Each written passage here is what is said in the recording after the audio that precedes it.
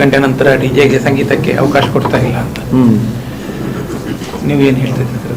ನಾನೇನು ಅಲ್ಲಿ ಅಧಿಕ ಈಗ ಸ್ಪೀಕರ್ ಆಗಿ ಎಲ್ಲ ವಿಚಾರದಲ್ಲಿ ಎಲ್ಲ ಮಾಡಿಕೊಳ್ಳಿಕ್ಕೆ ಆಗಲ್ಲ. ಯಾಕೆ ಅಲ್ಲಿ ಪ್ರತಿಪಕ್ಷ ಇದೆ ಮತ್ತು ಆಳ್ತ ಪಕ್ಷ ಇದೆ, ಅವರದು ಸರ್ಕಾರದ ಜವಾಬ್ದಾರಿ. ನಾನಲ್ಲಿಷ್ಟೇ ರೂಲ್ಸು ಕಾನೂನೆಲ್ಲ ಇದೆ, ಆದ ಪ್ರದೇಶದ ಸಂಸದ ಅನುಗುಣವಾಗಿ ಪ್ರಭುತ್ವತೆಯನ್ನು ಅಧಿಕಾರಿ ನೋಡ್ಕೊಳ್ಬೇಕು. We should be using our maturity when we implement the rules.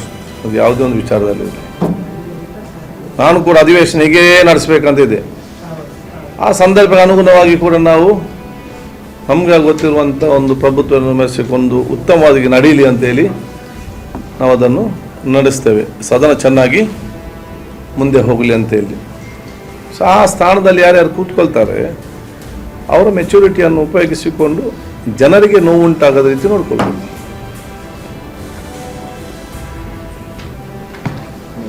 Common ಪೀಪಲ್ಗೆ ಉಪದ್ರ ಮಾಡುವವರಿಗೆಲ್ಲ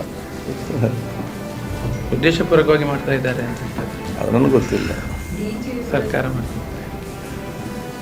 ಅದರ ಬಗ್ಗೆ ಐ ಕಾನ್, ಬಿಕಾಸ್ ಅದು ಯಾರ್ಯಾರ ಫಂಕ್ಷನ್ ಮಾಡಿ ಮುಂಚೆ ನಮ್ಮಲ್ಲಿ ಹೇಳ್ತಾ ಇದ್ರು. ನಾನು ಹೇಳಿದ್ರೆ ಯಾರು ಕಾರ್ಯಕ್ರಮ ಮಾಡ್ತಾರೆ ಅವ್ರಿಗೆ ಬಿಟ್ಟದ್ದು, ಅವ್ರು ಬೇಕಾದ್ರೆ ಬೇಡ ವಿ ಆರ್ ನಾಟ್ ಕನ್ಸರ್ನ್. ನಮಗೆ ಅದು ಕನ್ಸರ್ನ್ ಇಲ್ಲ ಏನಂತೇಳಿ, ಬೇಕಾ ಬೇಡ ಅಂತ ಅವರು ತೀರ್ಮಾನ ಮಾಡಿ. ಎಲ್ಲ ಕಡೆ ಅದನ್ನು ಒಪ್ಪುದೂ ಇಲ್ಲ ಯಾರು ಕೂಡ, ಎಲ್ಲ ಕಡೆ